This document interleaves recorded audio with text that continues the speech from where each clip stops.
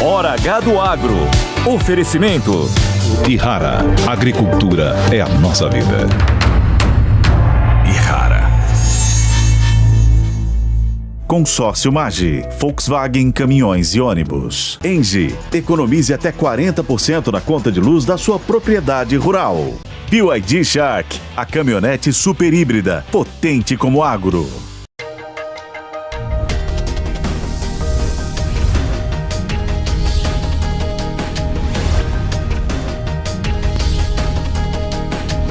Hora H do Agro, com Kellen Severo. Olá, sejam muito bem-vindos ao Hora H do Agro. Vamos aos destaques de hoje. Rússia lança arma com capacidade nuclear em resposta a ataque de Ucrânia com mísseis americanos. A perigosa escalada da guerra entre Rússia e Ucrânia na transição do governo Biden para Trump é assunto desta edição. Você vai ver também que no Brasil, Xi Jinping assinou mais de 30 acordos com o Brasil e abriu mercado para sorgo, uva, óleo de peixe e gergelim. Você vai ver também o que muda a partir de agora nas relações Brasil e China, no uso de inteligência artificial, internet via satélite e infraestrutura. Na Europa, CEO do Carrefour vai banir a carne do Mercosul dos supermercados da França. A decisão inclui a proteína brasileira. Na Dinamarca, o governo decide acabar com 10% das terras agrícolas para transformar em áreas de floresta. A Agenda Verde e o agro estarão em foco nesta edição. E lá nos Estados Unidos, você vai ver que Bob Kennedy é nomeado secretário no governo Trump. Crítico do glifosato, do xarope de milho e do açúcar, pode mudar as regras do mercado agrícola norte-americano? Você vai ver tudo isso e muito mais no Hora H do Agro, que já está no ar. A guerra na Ucrânia completou 1000 dias e parece estar atingindo um ponto crítico com a escalada das tensões. A Rússia disse ter lançado um míssil balístico intercontinental com capacidade nuclear contra o território ucraniano. Putin chamou o ataque de teste e disse que foi bem sucedido e atingiu um complexo militar. O uso de uma nova arma da retirada do arsenal estratégico da Rússia é uma escalada notável da guerra, segundo autoridades ucranianas e ocidentais. Nesta semana, a Ucrânia utilizou pela primeira vez mísseis de longo alcance contra a Rússia. Esses mísseis foram cedidos pelos Estados Unidos. O uso desse tipo de armamento foi autorizado pelo presidente norte-americano Joe Biden e pode marcar, sim, uma nova fase da guerra. Em resposta, o líder da Rússia, Vladimir Putin, assinou um decreto que flexibiliza o uso de armas nucleares pelo país. Os russos entendem que a autorização desses mísseis de longo alcance se trata de uma interferência direta dos norte-americanos. A medida abre espaço para a Rússia fazer um ataque nuclear se o seu território ou de Belarus, aliada do país, sofrerem um ataque que crie uma ameaça à soberania e à integridade territorial. O porta-voz do Kremlin disse que o decreto era necessário diante da situação atual. Já no G20, cúpula que ocorreu aqui no Brasil, o ministro das Relações Exteriores da Rússia, Sergei Lavrov, atenuou a situação e disse que o país vai fazer todo o possível para impedir uma guerra nuclear. Pessoas próximas de Donald Trump acusaram o presidente Joe Biden de escalar a guerra nesta reta final do mandato. No X, o ex-diretor de inteligência nacional durante o primeiro mandato de Trump escreveu, abre aspas, ninguém previu que Joe Biden iria escalar a guerra na Ucrânia durante o período de transição. É como se ele estivesse iniciando uma guerra totalmente nova. Tudo mudou agora, todos os cálculos anteriores são nulos e inválidos. Já o filho mais velho de Trump citou que uma terceira guerra mundial poderia começar antes do republicano assumir a Casa Branca. Rússia e Ucrânia são grandes produtoras de grãos, com destaque na produção de gergelim, de milho, entre outros, além de fertilizante e diesel. Ou seja, qualquer interrupção nesses fluxos afeta diretamente a formação de preços de commodities globais e pode também afetar custos de produção, como combustíveis e insumos, com repercussões diretas e indiretas ao Brasil. A Rússia, por exemplo, é líder mundial nas exportações de trigo e é a segunda maior maior exportadora de girassol. Já a Ucrânia é a maior exportadora mundial de girassol, quarta maior de milho e a sexta maior de trigo. Ou seja, geopolítica importa para o agro e a gente vai aqui entender em qual momento desta guerra na Europa nós estamos, se há de fato esta perigosa escalada para um novo patamar de forma a impactar formação de preços de commodities, formação de custo de produção a partir de insumos como fertilizante e diesel. Para essa conversa nós temos Valdir Bezerra, mestre em Relações Internacionais pela Universidade de São Petersburgo. Seja muito bem-vindo. Também recebemos Sandro Teixeira, doutor em Ciências Militares e professor do ECM, Escola de Comando e Estado-Maior do Exército, e Paulo Molinari, consultor das safras e mercado, para também analisar o agro conosco. Sejam muito bem-vindos e eu começo a primeira rodada com você, Valdir. O que muda na guerra a partir do uso desses mísseis americanos de longo alcance, esses armamentos inéditos, de fato configuram uma escalada, uma piora perigosa dessa guerra na Europa? Olá a todos, olá, querem ser velhos convidados, é um prazer participar novamente da Hora H do Agro. Já se passaram mais de 1000 dias de guerra, a gente tem um novo momento hoje, um momento sim de escalada, um momento preocupante. Eu quero chamar a atenção para o fato de que a Rússia, no dia 19, lançou uma nova doutrina de uso de armas nucleares. A doutrina anterior estava em vigência desde o ano 2000 e nessa nova doutrina a Rússia considera que um ataque ao seu território vindo de um estado não nuclear que tenha tido a ajuda de um país nuclear, é considerado pela Rússia como uma espécie de agressão conjunta. Então, a Rússia interpretou que essa permissão dos Estados Unidos e da Grã-Bretanha, da Ucrânia, usar mísseis de longo alcance, do tipo ATACMS e também do tipo Storm Shadow, significa agora que a Rússia está sendo atacada por esses 3 países, pela Grã-Bretanha, pelos Estados Unidos e pela própria Ucrânia. E a Rússia também, nessa nova doutrina, se reserva o direito de usar armas nucleares em vista desse tipo de ataque. Então, a gente está num novo momento da guerra, um momento preocupante, sim. A gente vai precisar acompanhar os próximos movimentos a partir de então. Valdir fala que a gente está num novo momento da guerra, um momento preocupante. Você concorda, Sandro? Você tem muitos conhecimentos nessa área militar. Então, estamos num limite para que outros países da OTAN ou até outras nações sejam mais diretamente envolvidas nesse conflito? Bom, Kelly, saúdo a você, saúdo a todos os participantes e a nossa audiência. Agradeço o convite para participar do programa.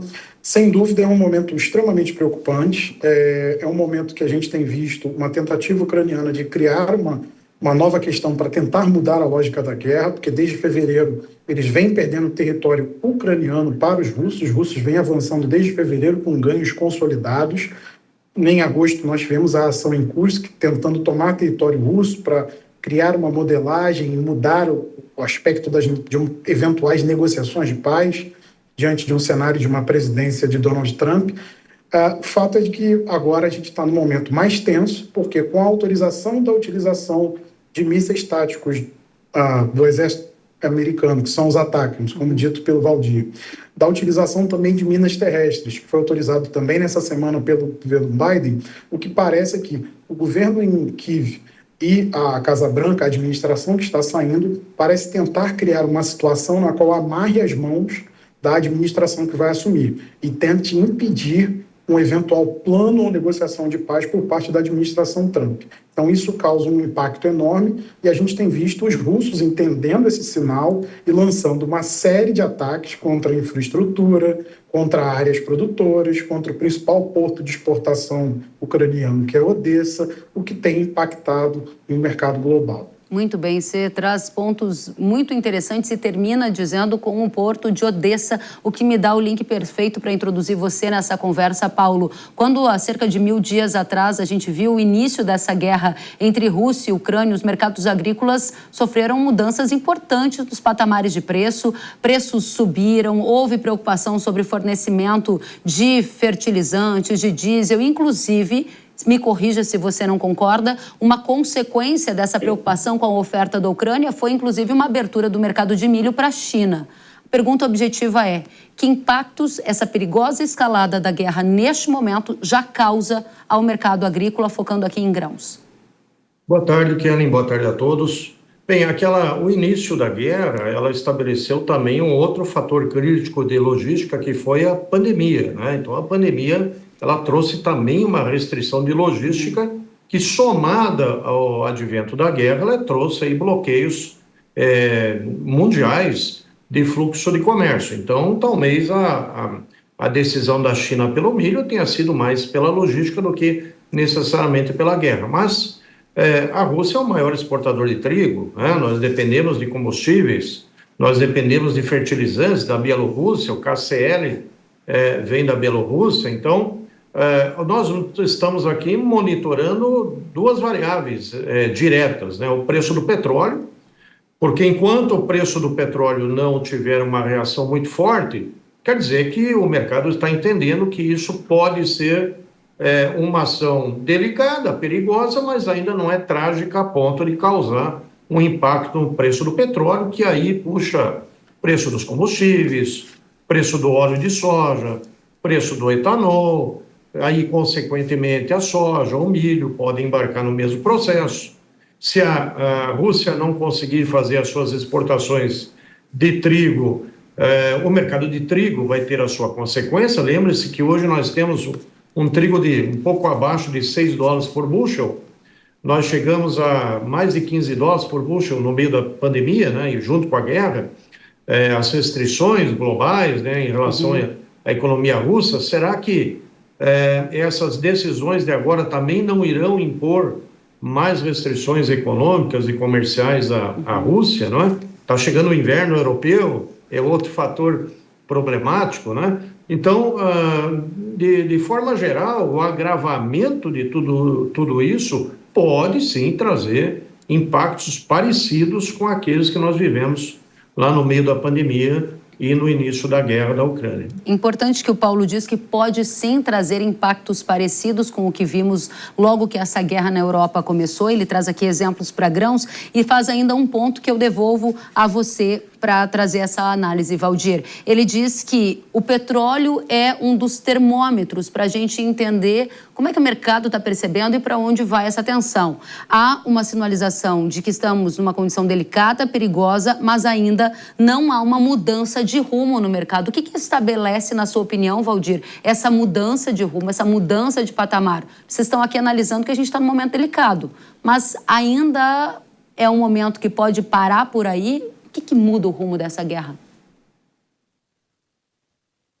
Poderia afetar o mercado de commodities, inclusive os preços do petróleo, de gás e de outras energias no mercado internacional, uma eclosão de fato, como muitas pessoas têm conversado agora, de um conflito de escala global e de caráter nuclear. Muito embora a Rússia se sinta tecnologicamente à frente do Ocidente, porque, inclusive, segundo o presidente Putin, a Rússia conta com mísseis de velocidade hipersônica que não seriam possíveis de serem capturados pelos atuais sistemas de defesa antimíssel. Ainda assim, eu acredito que ninguém vai querer, entre aspas, pagar para ver uma situação de guerra nuclear, porque a literatura de relações internacionais diz que uma guerra nuclear não tem vencedor, e todos os lados sabem disso.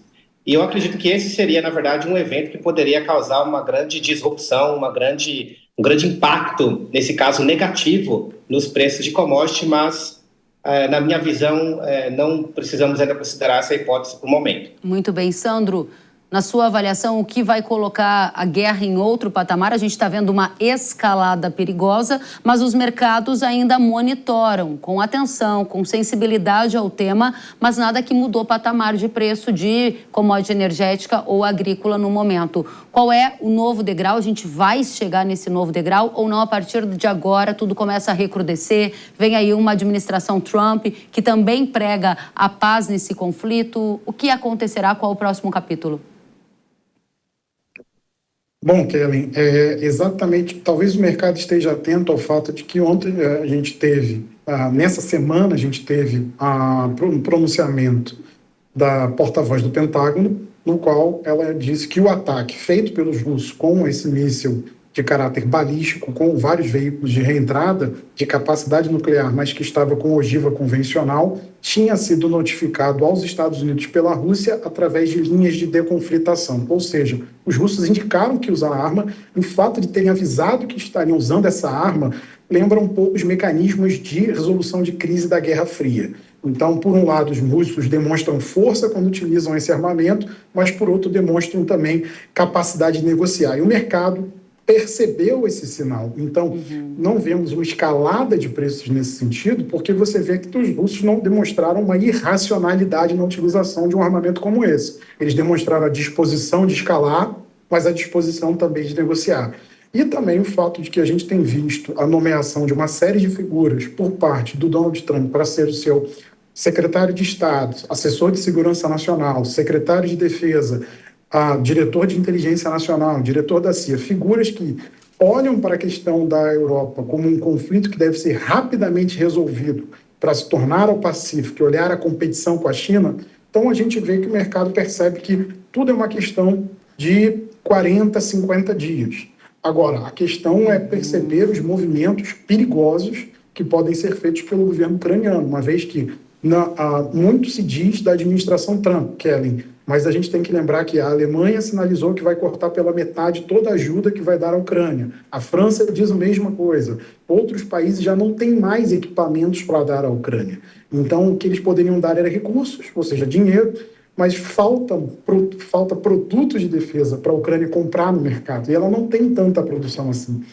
Então, isso leva a uma questão de que os russos têm acelerado o compasso do conflito, inclusive para demonstrar vontade de negociar e também submeter a Ucrânia e trazer a Ucrânia para a mesa de paz, que é uma eventual negociação capitaneada por essa nova administração americana. Ou seja, rapidamente, Paulo, já vou a você. Sandro, em outras palavras, o que você está dizendo é que a gente está vendo uma escalada da guerra, mas ela pode levar a um cenário em que 40 a 50 dias, quando a nova administração assume nos Estados Unidos, haja um cenário mais propenso para uma negociação de paz ou até para uma perda de território da Ucrânia para a Rússia em função dessa perda de financiamento que virá da Alemanha, dos Estados Unidos e de outras nações. Esse é um dos seus entendimentos?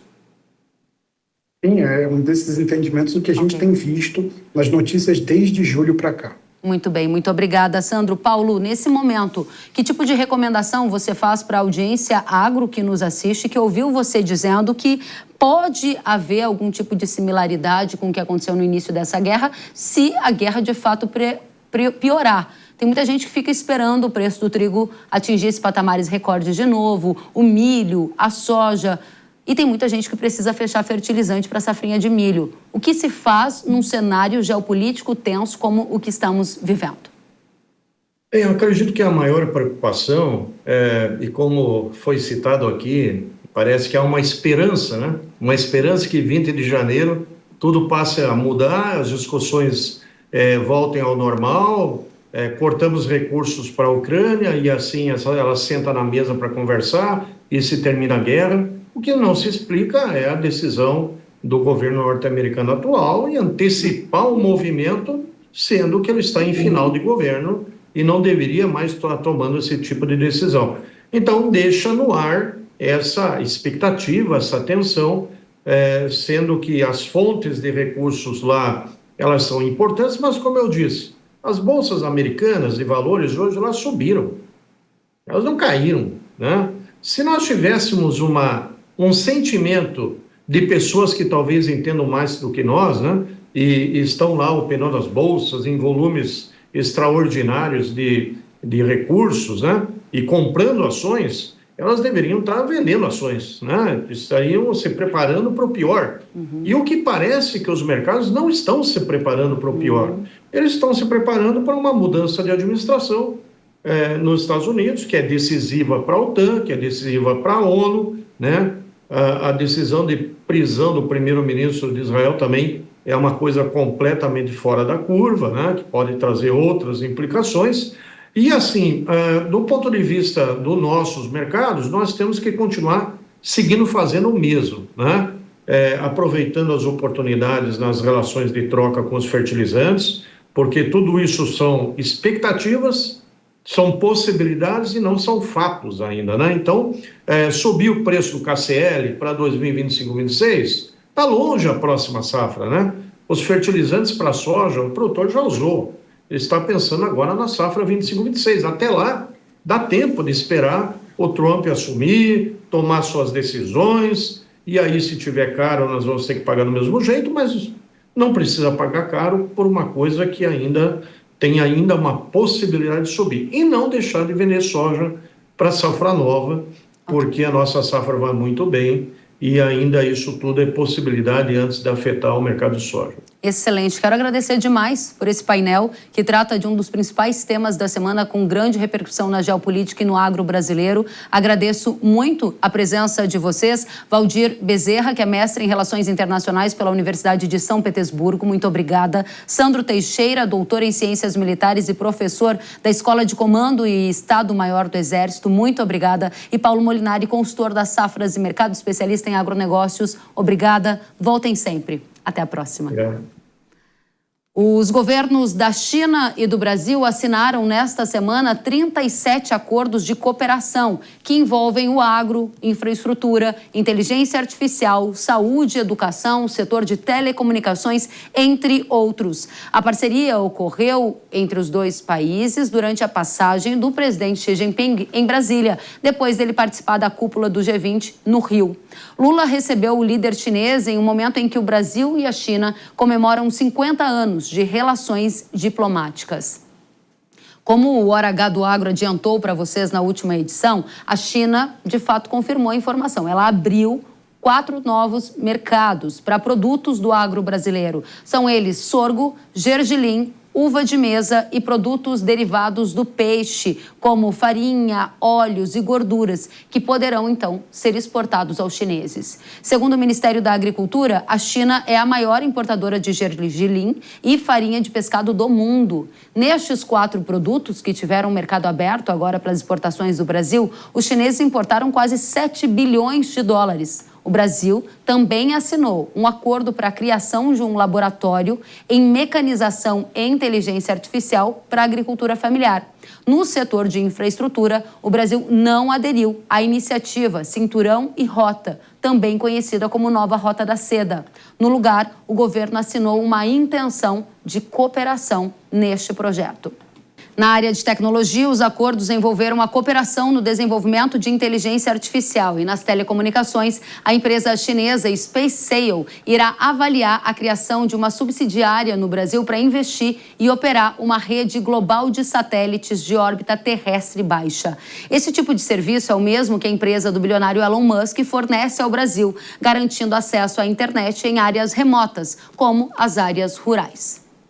Em relação à SpaceSail, empresa que deve concorrer com a empresa de Elon Musk, o especialista em tecnologia Arthur Igreja conta pra gente o que deve mudar no curto prazo, com interesse para as áreas rurais. Vamos ver. Em relação à SpaceSail, é visivelmente uma concorrente da SpaceX de Elon Musk, mas ainda num estágio de desenvolvimento extremamente incipiente. Para parâmetro de comparação, a empresa de Musk tem mais de 6 mil satélites de baixa altitude, mais de 66% de todo o mercado global dessa malha de satélites que geram conexão, enquanto a empresa chinesa tem apenas 36 e espera nos próximos anos aumentar esse número para pouco mais de 500 e aí sim, no longo prazo, passar a casa dos 15 mil. Por hora, ela não consegue oferecer o sinal de internet, espera ter alguma cobertura regional no curto e médio prazo, e aí sim, no futuro, ter uma malha parecida com a de Musk. Se isso pode baratear os serviços,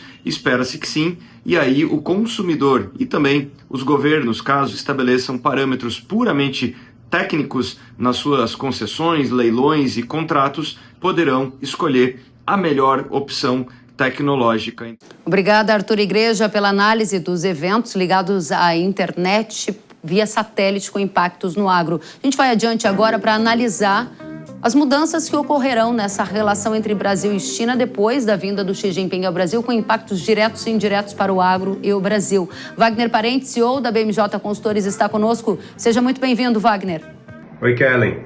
Foram 37 atos assinados, São acordos que não têm uma relevância tão grande do ponto de vista de comércio internacional e investimento, mas tem sim um simbolismo importante, porque não foi assinada essa entrada do Brasil na iniciativa da nova Rota da Seda. A América Latina para a China é extremamente relevante. 60% de todo o lítio do mundo está aqui na região, 40% de todo o cobre do mundo está aqui na região. Então, é muito importante que a China tenha acesso a essas matérias-primas para continuar a expansão da sua indústria de carros elétricos, por exemplo, para citar um exemplo. Então, não precisava, nesse momento, o Brasil ganhar talvez uma inimizade de saída com o novo governo Trump para aderir a essa iniciativa nesse momento. Talvez mais para frente, mas eu acho que, sem dúvida, a decisão do governo brasileiro foi acertada. A Confederação da Agricultura e Pecuária do Brasil revela que o mercado chinês é gigante e diz que os mercados de uva e sorgo são os que mais podem se beneficiar dessa abertura de mercado, ou seja, o Brasil poderá exportar essas culturas para o gigante asiático. Vamos conferir. O mercado chinês é um mercado gigantesco e com alto potencial para as exportações brasileiras. Isso deve estimular o crescimento da produção para esses 4 produtos. No caso da uva, hoje a China importa cerca de 166 mil toneladas anuais e o Brasil exporta 73 mil toneladas anuais. É um mercado grande e que deve registrar um forte crescimento na demanda por frutas do mercado internacional, haja visto que a China não tem muito mais espaço para ampliar a sua própria produção e hoje eles estão muito mais preocupados com garantir a autossuficiência dos grãos produzidos no país. No caso do sorgo, a China é o maior mercado consumidor dentro do mercado internacional. Então a gente está falando aqui de um país que responde por cerca de 78% da demanda de sorgo dentro dos mercados internacionais e que deve estimular muito o crescimento da produção dessa cultura aqui no Brasil. Muito obrigada, CNA, pelos esclarecimentos das mudanças que devem ocorrer nesses mercados aqui no Brasil. E hoje o Alex Rufo participa conosco do Hora H do Agro para trazer uma novidade do mundo das picapes. Vamos ver? A tão aguardada caminhonete da BYD chegou. A Shark, que carrega no seu peito robustez, segurança, muito conforto e também ser a primeira picape super híbrida do Brasil.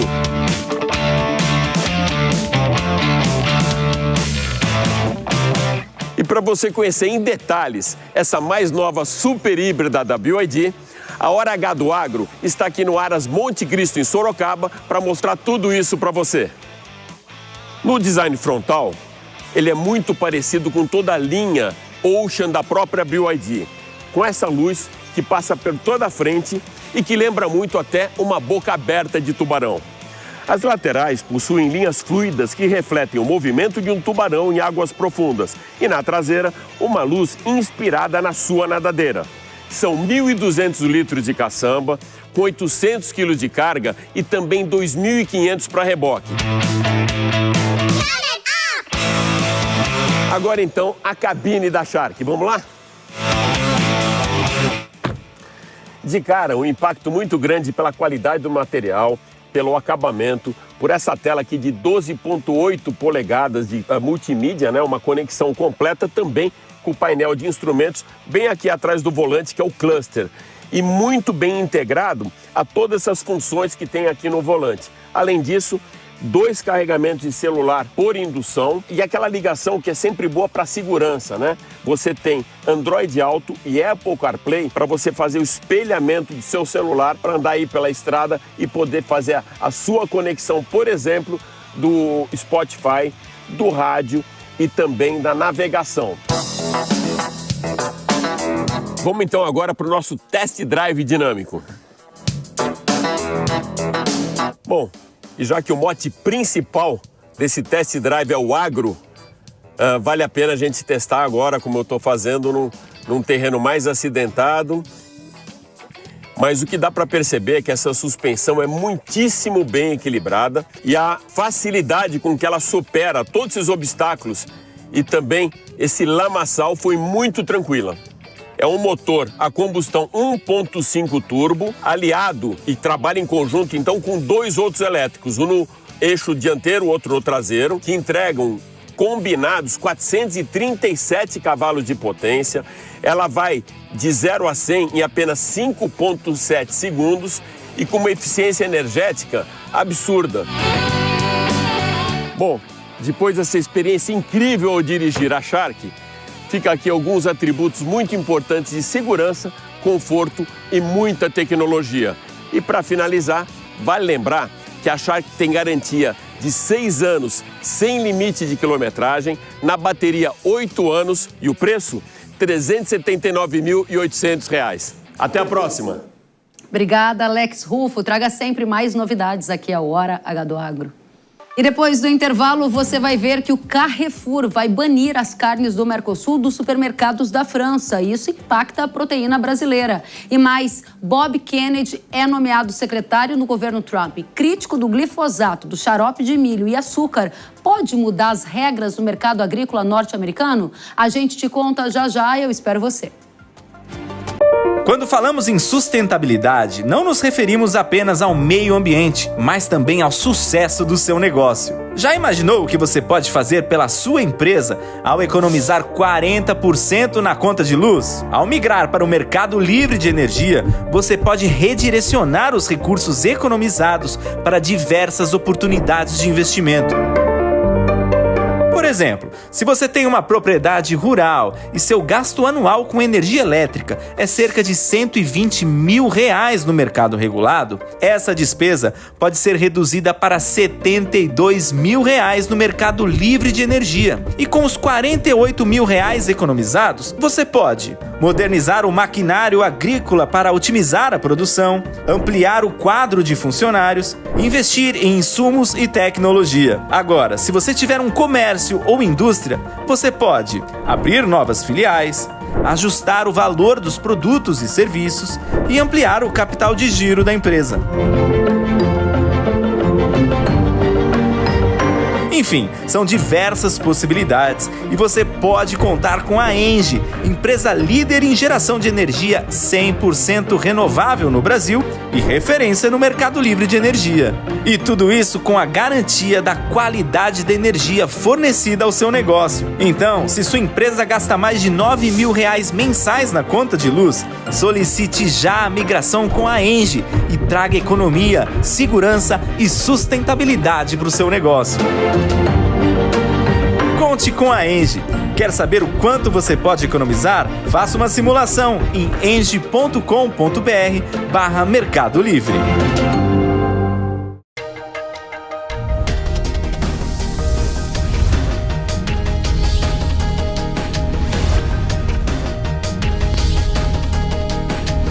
Hora H do Agro, com Kellen Severo.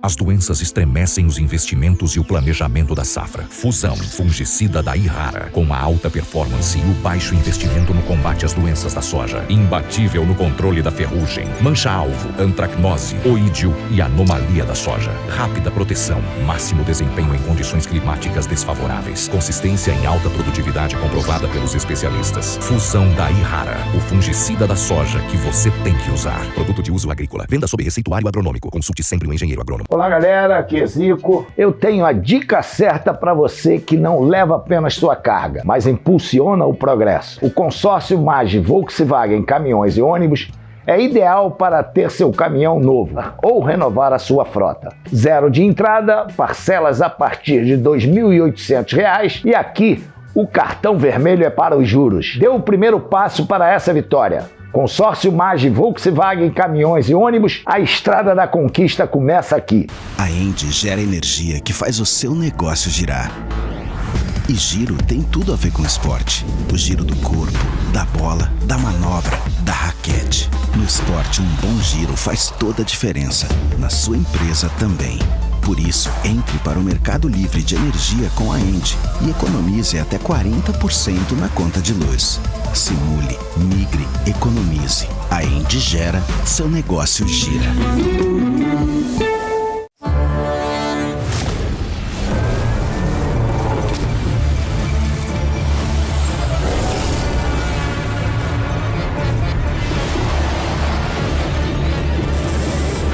Chegou o BYD Shark. A primeira caminhonete super híbrida do Brasil. É muito mais potência, sustentabilidade, eficiência e tecnologia. BYD Shark. Potente como agro. Desde o tempo do homem primitivo, a grande civilização grega, da Revolução Industrial até o mundo moderno, grandes guerras aconteceram, moedas foram criadas, inovações científicas mudaram o mundo e forjaram os povos.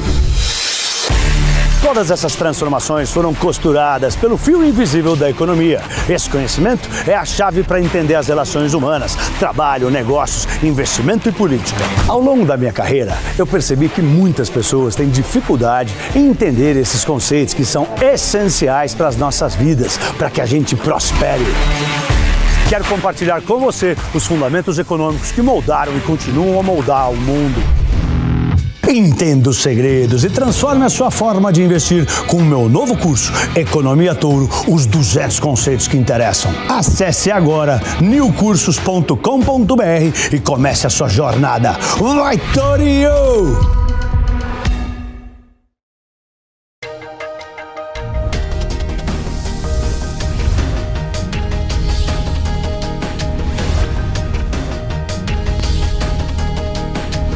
Hora H do Agro, com Kellen Severo. Estamos de volta com Hora H do Agro aqui na Jovem Pan News. Agricultores franceses fizeram ao longo desta semana uma série de manifestações contra o acordo comercial entre Mercosul e União Europeia. Nós vamos até Munique, na Alemanha, conversar com o Luca Bassani, que está acompanhando de perto esse tema, o tema das manifestações que a gente estava vendo na tela. Lucas, seja muito bem-vindo. Esses protestos continuam acontecendo aí na França, protestos de agricultores majoritariamente, não é?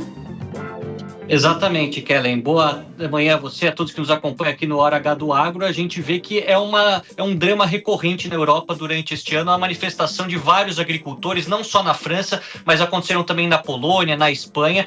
Agora, volta a França a ser o centro dessas manifestações por conta da viagem do presidente Emmanuel Macron à América do Sul, a participação do G20 e também a abordagem desse tema de maneira bastante frequente durante a cúpula, principalmente dos encontros bilaterais com o presidente Lula. Eles querem que de maneira alguma este acordo seja assinado entre os países sul-americanos e a União Europeia, dizendo que vai prejudicar muito, vai ser um caixão, né? A gente vê até aí várias imagens, vai ser o enterro da agricultura francesa, que não tem condições de competir no mesmo nível com os produtos brasileiros ou argentinos. Algo que vale ser mencionado, o presidente Macron disse que a França não é o único país que se opõe a este acordo, mas não revelou quais seriam os outros países que também estariam junto com a França. Vale a gente dizer que não basta só a França para que o acordo seja barrado, é necessário pelo menos 4 países que conjuntamente representem 35% da população da União Europeia, portanto aí 150 milhões de pessoas, algo muito difícil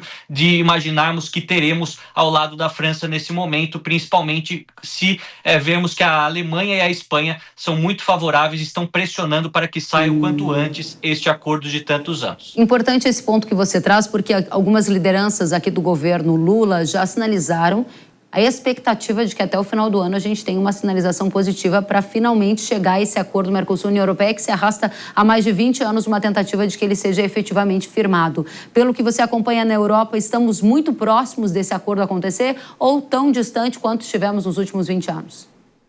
Estamos mais próximos a alcançar este acordo, principalmente porque a França, no caso, está contrariamente, mas a Alemanha e a Espanha, que conjuntamente são dos 4 países mais importantes da Europa, estão apoiando essa medida. A Itália também ainda não se manifestou, mas todos os outros são muito pequenos em população e também em votos dentro de Bruxelas ou Estrasburgo para causar qualquer tipo de mudança. Então, o convencimento da França parece que vai vir a partir dos países maiores que já estão, de fato, decididos a aprovação deste acordo para facilitar todas as exportações da União Europeia para a América Latina e também vice-versa. Luca, agora uma última questão. Interessante como o poder de manifestação dos agricultores, a gente está vendo imagens, vou pedir para o Kaique encher tela para a gente ver o tamanho dessas manifestações na França.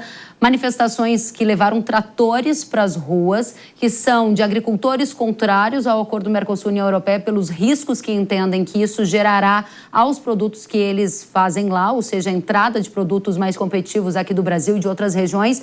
E o que me chama a atenção, e eu gostaria da sua opinião, é como as empresas privadas estão entrando no circuito dessa discussão. Há algumas semanas nós aqui repercutimos uma decisão da Danone da Europa sobre a soja do Brasil, e agora o CEO do Carrefour, a rede de supermercados que também é francesa, afirmou nas redes sociais que a rede não vai mais comprar carne do Mercosul. Como que você traz para a gente as suas perspectivas direto da Europa sobre esse envolvimento das empresas privadas nesse assunto?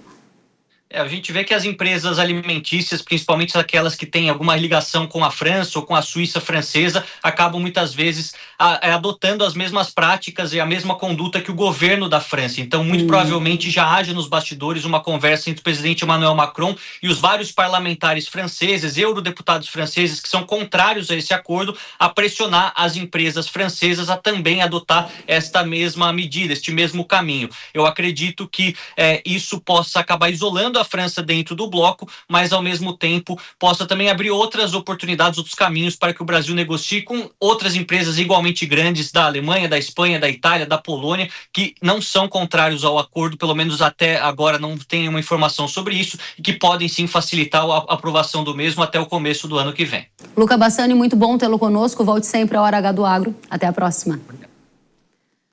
O CEO do Carrefour da França, como há pouco eu falava com o Luca, afirmou nas redes sociais que a rede de supermercados não vai mais vender carnes do Mercosul. Uma carta foi endereçada ao presidente da federação, que representa os sindicatos dos operadores agrícolas, em que ele diz que a decisão foi tomada após ouvir o que ele chamou de desânimo e raiva dos agricultores franceses, que protestaram, como vocês viram há pouco, contra o acordo Mercosul-União Europeia.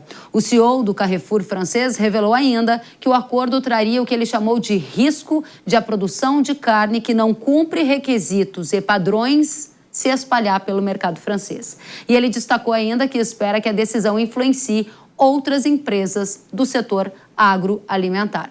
Já o grupo Carrefour aqui do Brasil disse que nada muda nas operações do país. Em nota, o Ministério da Agricultura do Brasil rechaçou as declarações do CEO do Carrefour. A pasta lamentou que tal postura protecionista influencie negativamente os consumidores e disse que não aceitará tentativas vãs de manchar ou desmerecer a qualidade e a segurança dos produtos brasileiros e dos compromissos ambientais do país. Em nota, a BIEC, a Associação Brasileira das Indústrias Exportadoras de Carne, disse que tal posicionamento vai contra os princípios do livre mercado e é contraditório, vindo de uma empresa que opera cerca de 1.200 lojas no Brasil, abastecidas majoritariamente com carne brasileira. Já a Associação Brasileira de Proteína Animal, a ABPA, que representa a indústria de carne de frango e suínos, afirmou que a posição do CEO do Carrefour da França foge à lógica de uma organização global que deve atuar dentro dos princípios da competitividade e respeito ao livre mercado. Nas redes sociais, produtores rurais e pecuaristas pediram o boicote à rede Carrefour. Uma imagem que circulava em diversas redes e incentivava as pessoas a pararem de comprar produtos da varejista. A gente lembra que, recentemente, uma reportagem da Reuters indicou que a Danone França parou de comprar soja do Brasil. Na época, o diretor financeiro da companhia disse que a empresa possuía um rastreamento completo e que, por isso, só compraria ingredientes que ele chamou de sustentáveis. Lígia Pimentel, CEO da Agrifato, é a nossa convidada para repercutir a declaração do CEO do Carrefour e o impacto na pecuária. Seja muito bem-vinda, Lígia. Como é que você avalia essa situação? Algum risco para o comércio de carne do Brasil? Algum risco para o consumidor depois dessa declaração? Tem uma base factual que o CEO do Carrefour está fazendo, dado que a gente tem índices baixíssimos de desmatamento na pecuária? Boa tarde, Kellen. Boa tarde a todos. Veja, a gente tem uma declaração que vai em linha com um governo cujos subsídios, respondem a 19% aproximadamente da parcela da receita do produtor, algumas vezes mais, especialmente na França. A gente sabe que a França é o país mais subsidiado da União Europeia, isso não é novidade. Agora, o que tem me surpreendido são essas declarações repetidas de empresas privadas, porque o prejuízo à imagem ele é grande. A gente tem uma capilaridade grande dessas empresas no Brasil. Danone, por exemplo, que você citou aí há pouco, o próprio Carrefour, né, que tem aí lojas principalmente na capital paulista. Então, isso acaba repercutindo de uma forma que atrapalha a imagem do nosso setor e de uma forma não justa. Hoje, a carne brasileira ela não é diferente da carne italiana ou da carne espanhola ou da carne norte-americana. Nós recebemos centenas de missões todos os anos no Brasil para checar e confirmar, né, a segurança alimentar do nosso produto. E a gente tem uma legislação que é muito mais rigorosa do que já foi a deles e do que é ativamente hoje, né? Então, a gente ainda tem um Brasil com 67% de cobertura de cobertura natural e nós temos uma Amazônia com 87% de cobertura natural. Então, é uma impressão que não se passa, né, dentro da Europa, não é justa. E muito gostei, inclusive, da manifestação das entidades que se juntaram, aí, né, a BIEC, a BPA, a ABAG, a CNA, a SRB, a Fiesp, para falar que se a carne brasileira não serve para a França, também não deveria servir para o Brasil. Agora, o fato é, Kellen, que eles correspondem a mais ou menos 4 ou 5%, pensando em União Europeia como um todo, tá? Não só a França. A França tem uma participação muito pequena. Mas a União Europeia corresponde a 4 ou 5% das nossas vendas, mas a mais ou menos 98% do ruído e dos problemas que trazem aqui para a gente depois. Importante o que você coloca. A União Europeia é um destino que você acabou de trazer o percentual que representa, mas a França tem uma representação no volume, pelo menos levando em consideração os dados de 2024, volume que representa 0,005% do total de carne exportado pelo Brasil. A sua avaliação é que é sinal ou é ruído a declaração do CEO do Carrefour?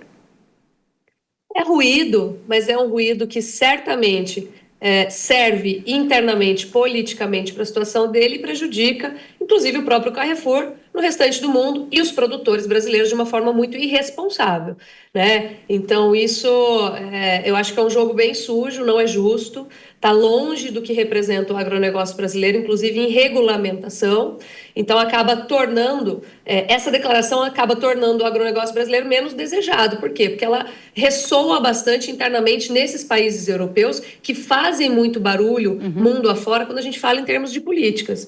Então, acaba agravando a nossa situação de imagem perante o mundo. E vou te falar uma coisa, a gente sabe que internamente na Europa, conversando com as pessoas, vendo propagandas, assistindo um pouco de televisão europeia, a imagem que eles têm do agronegócio brasileiro é uma imagem totalmente deturpada da realidade que nós temos aqui. Muito importante que uma mensagem diferente chegue até os europeus para que eles consumam o nosso produto sabendo de toda a qualidade e sustentabilidade que carrega. Para a gente fechar, algum tipo de impacto em mercado, preço para exportação, preço para o mercado consumidor brasileiro, muda algo na prática? Na prática não muda praticamente, porque nós temos uma França, um Carrefour, então uma coisa muito pequenininha dentro de uma exportação muito grande.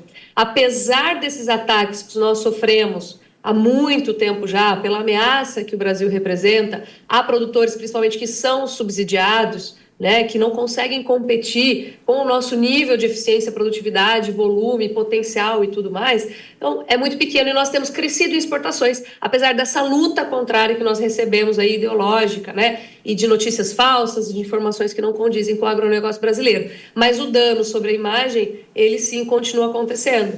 Então, eu tenho certeza que quem não conhece o agronegócio de dentro, principalmente na Europa, acaba pensando que a gente produz de fato devastando a floresta ou produzindo um alimento não seguro, o que está muito, muito distante da realidade. Então, o dano sobre a imagem, ele acontece sim, ele é grave e deveria, na minha opinião, ter algum tipo de retaliação, inclusive entre países, talvez, porque é uma acusação muito grave diante de todo o esforço e todo o trabalho que nós temos feito para nos tornarmos os maiores exportadores de carne bovina do mundo. Lídia Pimentel, CEO da Agrifato, uma satisfação tê-la conosco. Volte sempre. Obrigada. Até a próxima. O governo da Dinamarca entrou em um acordo político e aprovou um mega acordo verde. O plano ESG do país deve trazer a maior transformação da paisagem da Dinamarca em mais de 100 anos. E para isso o governo deverá gastar algo como 43 bilhões de coroas dinamarquesas, o que equivale a cerca de 6 bilhões de dólares. Entre as principais medidas que o país vai adotar está a transformação de áreas utilizadas para a produção agrícola em floresta. O país também vai adotar o primeiro imposto do mundo sobre as emissões de CO2 da pecuária e quer dobrar a área de orgânicos até 2030. O ministro do Meio Ambiente dinamarquês revelou que 10% da área agrícola do país será convertida em florestas e usou como justificativa a redução das emissões de nitrogênios. O professor da FGV, Daniel Vargas, prevê uma perda para a agropecuária da Dinamarca diante dessas providências. Ele também fez um paralelo entre o tema e o que ele viu na COP29, que aconteceu no Azerbaijão. Vamos conferir. O grande debate das negociações diplomáticas internacionais, que acontecem em Baku, no Azerbaijão, neste momento, é o financiamento climático. Em outras palavras, quem vai pagar a conta da transição verde do planeta. Em 2009, os países ricos se comprometeram a arcar com boa parte dessa responsabilidade. Se comprometeram, na época, em financiar ou doar até 100 bilhões de dólares todos os anos para os países em desenvolvimento construírem a sua infraestrutura de transição. Hoje, em meio a guerras, tensões geopolíticas, não está nada claro que os ricos estão dispostos a colocar a mão no bolso. Especialmente porque, segundo economistas, a demanda de financiamento internacional no mundo em desenvolvimento gira na casa de 1 trilhão de dólares todos os anos. Se a oferta não avança, a demanda, por sua vez, sobre os países em desenvolvimento segue a todo vapor. O Brasil anunciou há pouco a sua chamada NDC 2.0. É o Compromisso Brasileiro de Redução de Emissões. Essa obrigação internacional precisará agora ser nacionalizada e distribuída na proporção das suas emissões aos setores produtivos do Brasil. Se metade das nossas emissões vem do desmatamento ilegal, a outra metade ficará a cargo da economia produtiva, 50% dela sobre a agropecuária. A Dinamarca, aliás, deu um exemplo de como é possível fazer isso. Aprovou há pouco o chamado primeiro imposto de emissões sobre a agricultura e a pecuária do país. Nos próximos anos, o país espera que cada pecuarista pague até 100 dólares por cada tonelada de emissão de cada cabeça de gado. A expectativa é que nos próximos anos a competitividade do setor agropecuário dinamarquês entre em crise. Será difícil competir com outros países europeus e outros países do mundo. De todo modo, o cenário parece claro. Enquanto no passado discutíamos como os ricos, as petroleiras, as termoelétricas deveriam arcar com os custos da transição verde no planeta, em 2024 o foco das atenções parece outro. Quem é que deve pagar a conta dos desafios climáticos do mundo? Você, agricultor. Daniel Vargas, muito provocativo, sempre muito bom tê-lo aqui conosco no Hora H do Agro. Volte sempre, professor da FGV, um grande conhecedor do agro brasileiro. O presidente eleito dos Estados Unidos continuou as nomeações para chefes de departamento no país. Trump indicou Howard Lutnick como chefe do Departamento de Comércio. A ideia é que ele lidere a estratégia comercial e tarifária americana. Já no Departamento de Saúde e Serviços Humanos, Trump escolheu Robert Kennedy Jr., que é sobrinho do ex-presidente americano John Kennedy. Ele concorreu à presidência como independente nas eleições deste ano, mas desistiu da disputa em agosto e anunciou apoio a Trump.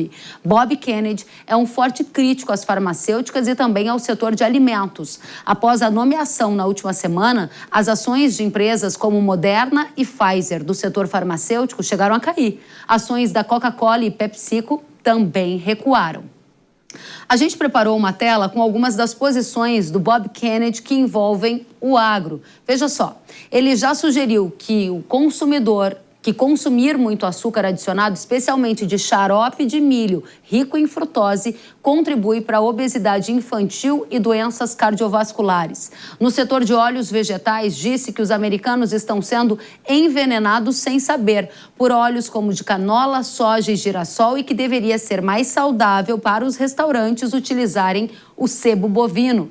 Em relação aos pesticidas, ele já se posicionou contrário ao tema e, inclusive, contra o uso do agroquímico glifosato, que é bastante utilizado também em lavouras norte-americanas. Para tratar do poder de influência de Bob Kennedy no governo Trump com aspectos que impactam o agro, a gente vai receber o Leandro Ruschel, que é fundador da Liberta Investimentos, mora nos Estados Unidos e é o nosso convidado de hoje. Ruschel, seja bem-vindo. Muito obrigado pelo convite. Ruschel, diga pra gente qual é o tamanho da importância que você acha que Bob Kennedy vai ter no governo Trump e se há, na sua visão, uma tendência de que ele cause interferências mais diretas, seja no setor ali de milho, com as críticas que ele fez a xarope de milho, seja no setor de pesticidas, com as críticas que ele faz ao glifosato, entre outros pontos que a gente acabou de citar aqui. Bom, vamos lá. Bob Kennedy foi importante para o Trump porque ele era um candidato, digamos assim, numa terceira via e acabou apoiando o candidato Trump. E, obviamente, que há uma dívida aí, né, a pagar pelo apoio do Bob Kennedy. Mas eu vejo que há uma limitação, né, na capacidade do Bob Kennedy em mudar toda uma estrutura aqui nos Estados Unidos. Tanto o agro quanto a indústria farmacêutica tem um lobby muito grande, tem um peso muito grande, e me parece que o maior afetado, num primeiro momento, por conta do Bob Kennedy, é justamente a farma, né? Eu vejo, assim, o agro de uma maneira mais lateral. As empresas de farmácia maiores tiveram uma queda grande no mercado de ações, quando foi confirmada, ainda não foi confirmada a sua indicação, que tem que passar pelo Senado, mas foi confirmada a indicação, já era uma expectativa. Então, eu acho que vai ser aí um choque entre essa postura do Bob Kennedy, que foi referendada pelo Trump algumas vezes, mas nós não podemos esquecer que o próprio Trump tem uma postura muito de desregulamentação e pro-business, né? Então, existem esses dois aspectos que devem ser levados em consideração quando a gente fala de impacto, especialmente para o agro.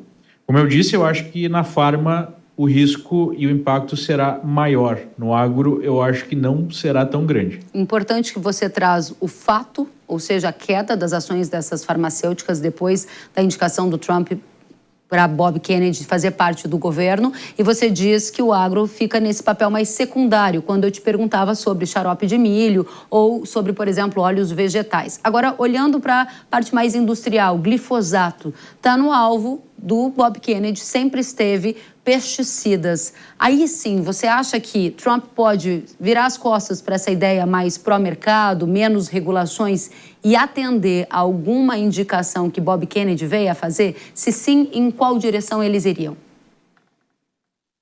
Então, eu acho que em alguns aspectos, sim, mas a gente sabe que existem alguns componentes que são muito importantes para a cadeia e gerariam um impacto muito grande em termos de produtividade.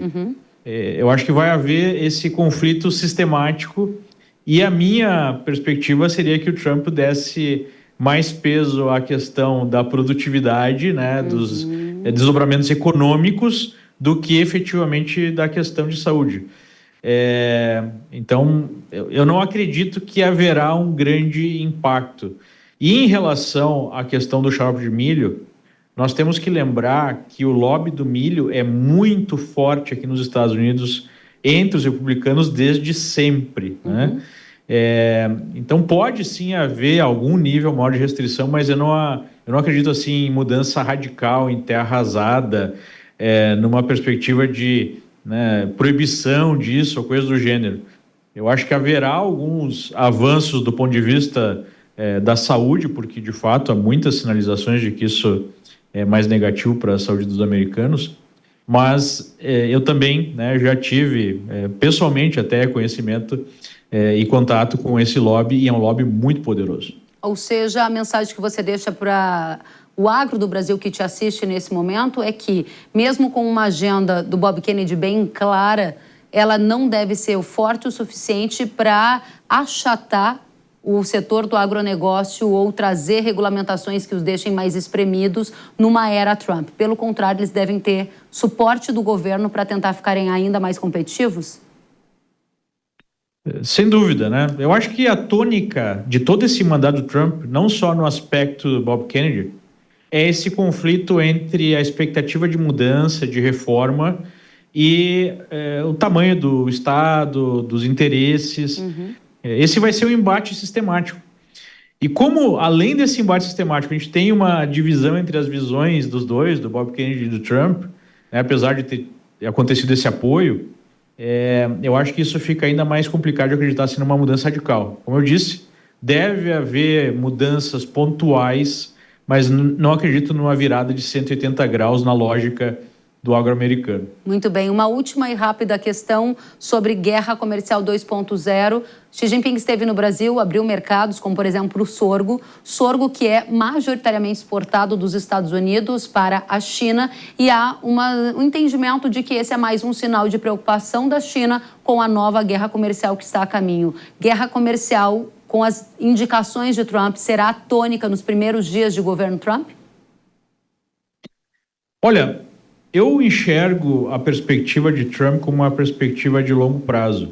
Sim, né? Há percepção, e inclusive essa é uma percepção bipartidária, que a China é o grande concorrente dos Estados Unidos e será por muito tempo.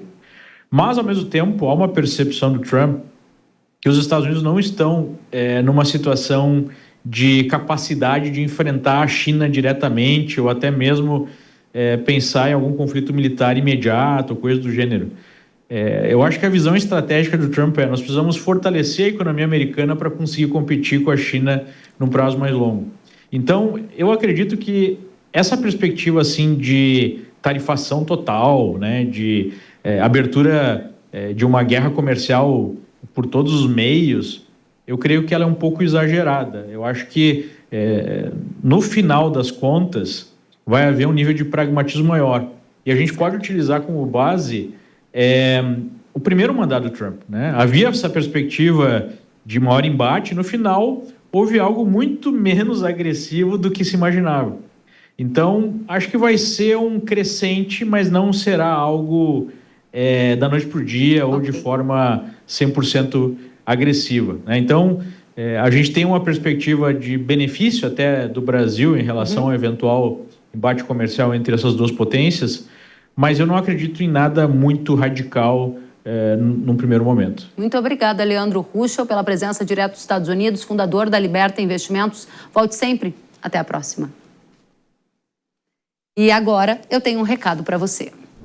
Produtores de cana e usinas, chegou a hora de elevar a rentabilidade do canavial ao máximo. Hyper é o poderoso maturador de cana da Yara, que transforma a energia de crescimento em sacarose de maneira rápida, flexível e eficaz. Essa é a solução-chave para extrair o máximo potencial produtivo dos canaviais. Com flexibilidade de uso, Hyper pode ser utilizado no início, meio e fim de safra, com maior período de colheita útil. Assim, você define o melhor momento para colher, atingindo o máximo TAH. Tudo isso resulta na tão buscada produtividade, com ganhos expressivos de ATR a partir de 14 dias a 45 dias. Eleve a sua rentabilidade ao máximo com o Hyper da Yara. Acesse yara.com.br ou aponte a câmera do seu celular para o QR Code que está aparecendo na tela e saiba mais sobre Hyper. O Hora H do Agro de hoje fica por aqui. Até a próxima. Tchau.